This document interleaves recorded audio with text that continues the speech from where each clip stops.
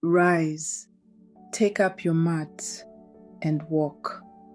John 5:8. In today's Gospel, Jesus encounters a man who has been sick for 38 years. 38 years of limitation. Beside the pool of Bethesda, a place where the sick gather, the man lies close to the water, believing that the water will bring healing.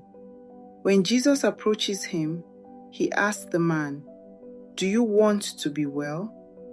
Jesus does not begin with the miracle. He begins with a question. And that's surprising and confusing. At first, the question seems unnecessary.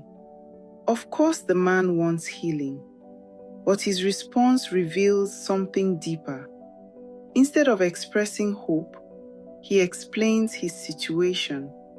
He speaks about obstacles, about the people who reached the water before him, about the reasons his condition has remained the same.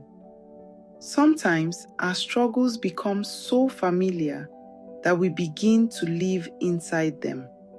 We adapt to them. We expect nothing different.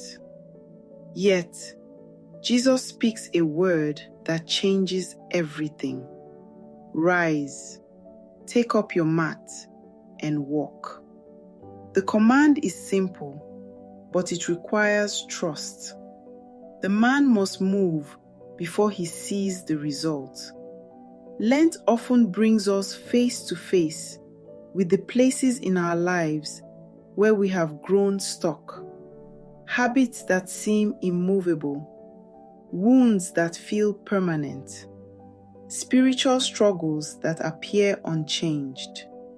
But Christ does not only acknowledge our condition, He calls us forward. Sometimes, healing begins not with dramatic signs, but with the decision to respond to His word, to rise when we feel weak, to walk when we feel uncertain. The waters in Ezekiel's vision bring life wherever they flow. Christ is that living water. Where His word reaches, life begins again. Lent is not only about recognizing what is broken. It is about hearing the voice of Christ say, "Rise." Lord, you see the places in my life where I feel stuck. You know the struggles that have lasted longer than I expected. Give me the courage to respond to your call. Help me rise from discouragement, from sin, from habits that keep me from freedom. Let your word restore strength in my heart. Teach me to walk forward in faith. Amen.